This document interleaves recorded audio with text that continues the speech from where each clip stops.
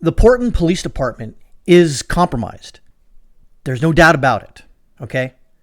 The Portland Police Department take their orders from Antifa. And I know you idiots out there on the left are going to say, well, Antifa's not an organization. Yeah, they are. They are. They're a loose organization, but they do get talking points and orders from up high down to the bottom, to the foot soldiers. You're not going to convince me otherwise that's not the case. So spare me your BS. Now, there's a guy that has a YouTube channel called Speak the Truth.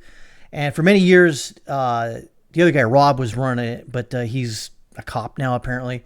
And but his friend, Matt Tardio, is running Speak the Truth. And he started off with Ukraine, talking about it, and then it kind of evolved into this. Also, Matt used to live in and around Portland.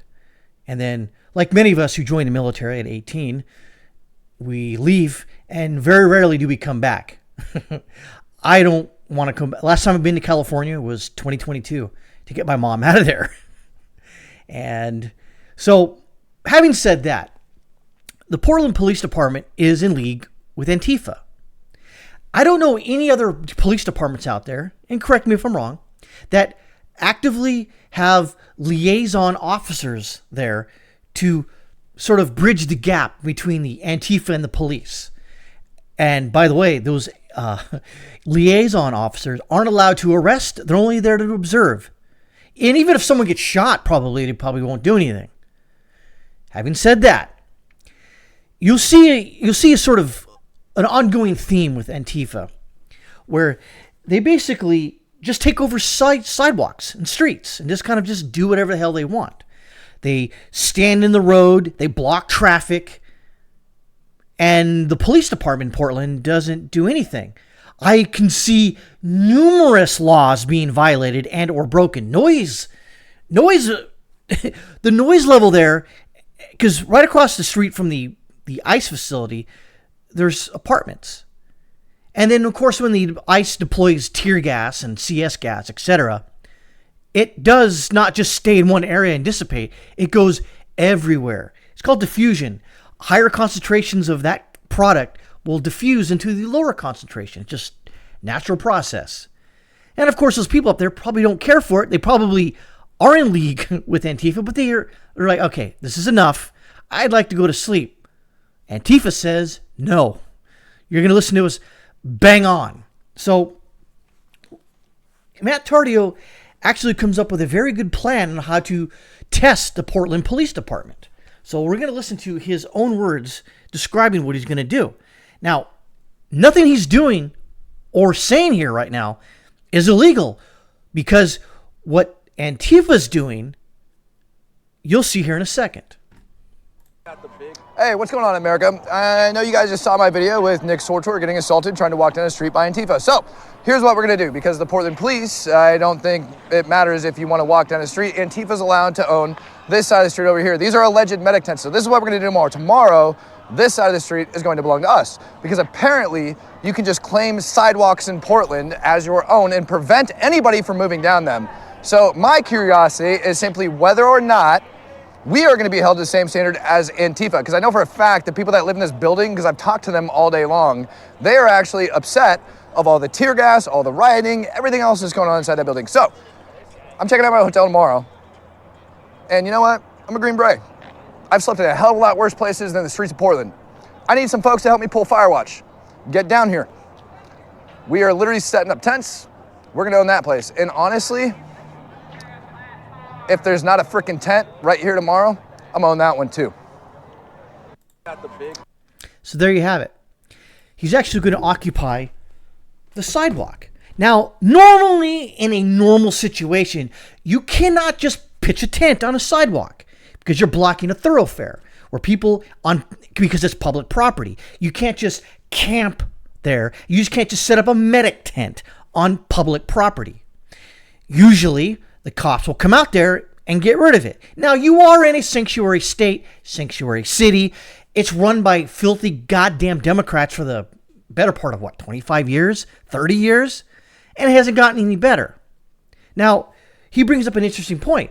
If the police tell him to move, then you know what's going to happen, or what the ultimate result here is. It proves Matt's point that Antifa can occupy a sidewalk, pitch a freaking tent, and call it a medic tent. I'm trying not to use quote marks, but so they're going to set up a medic tent. Cool.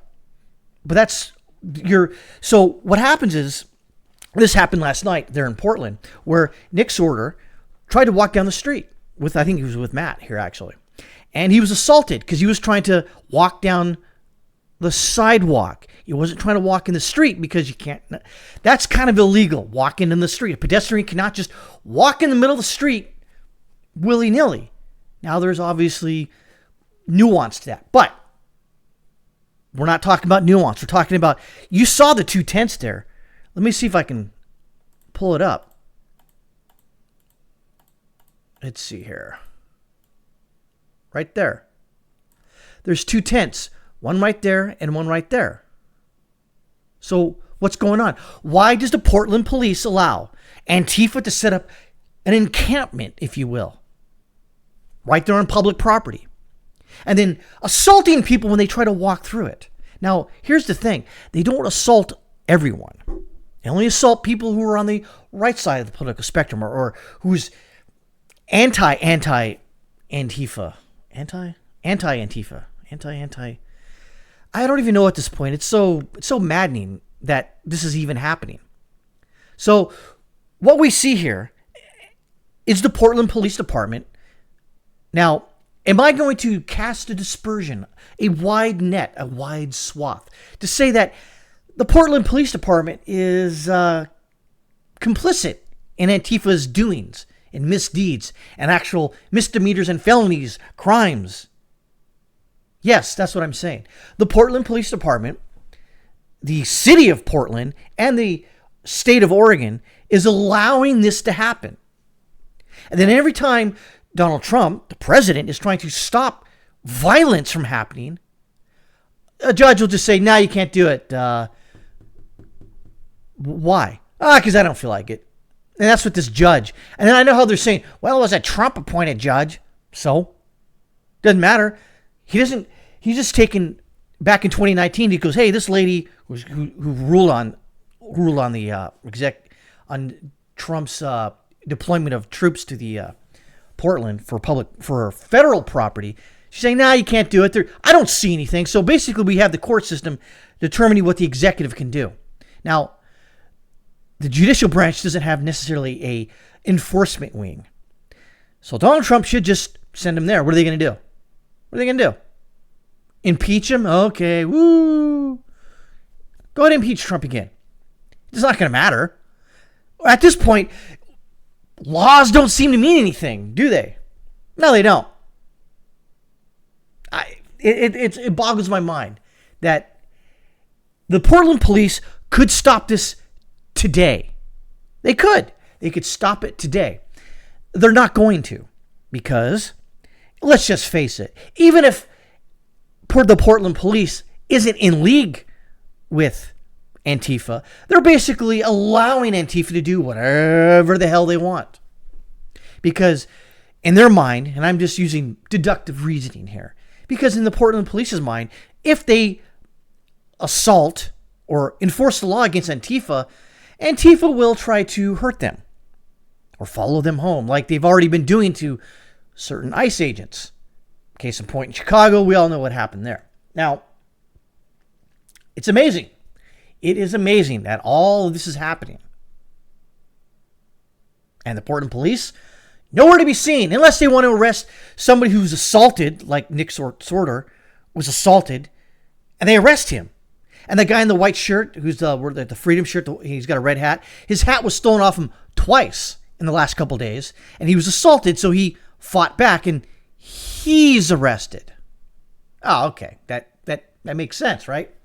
And of course, you'll see on all social media that people are saying, "Well, why are you going down there and antagonizing Antifa?" I didn't realize that Antifa owned Portland. Where did that pocket handbook come from?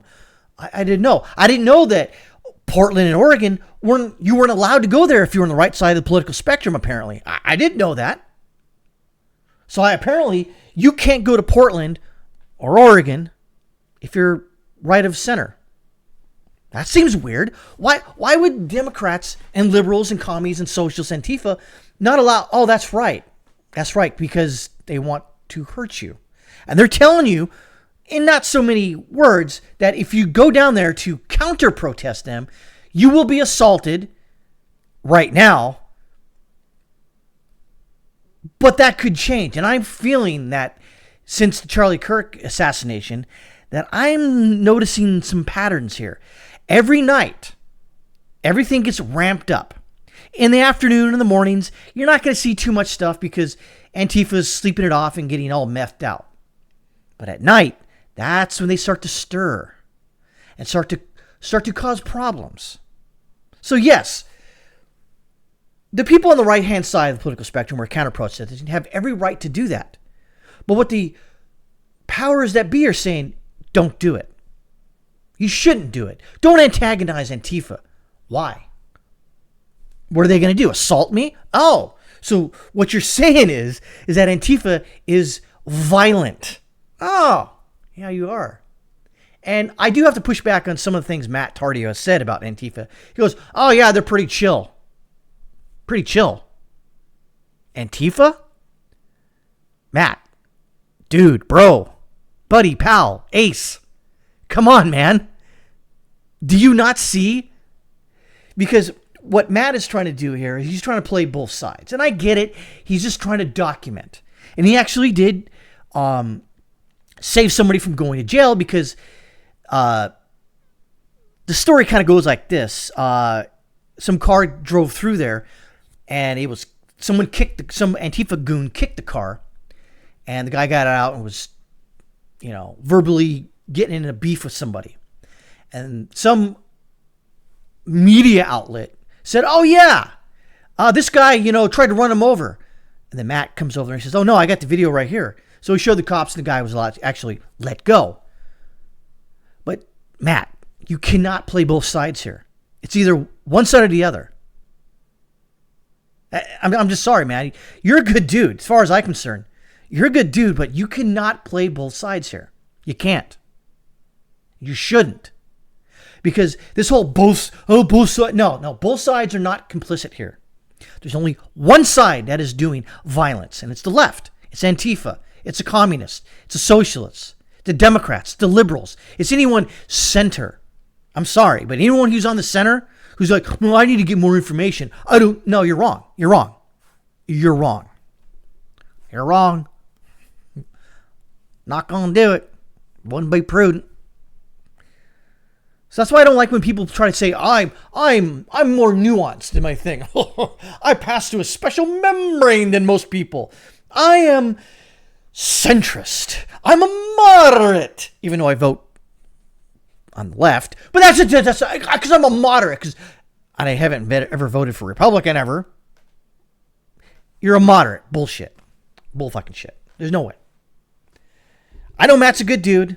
I've been watching him for years, but come on, Matt. Come on. You've been down there. You're seeing what's going on. The left is violent. They want you dead. And I'm not going to parse words and say, they want you unalive. No, they want to kill you and your family. That's what the left wants to do. And until you realize that, you're just not going to get it. You're going to be locked into the both sides isms. It's both sides are violent. No, both sides aren't violent. They're not. So I guess in conclusion here, as you're seeing so far, the left is going to continue to ratchet up the violence. And I am afraid something's going to happen. And if nothing happens, good. I don't want it to happen. But there's a lot of wacky mofos out there in Portland, in Chicago, and in the big cities protesting against ICE. They're the problem. And until you realize they're the problem, until you realize there's only one side the violence is coming from, then I can't help you. And no one should help you. You're wrong. I'm right. Get over it.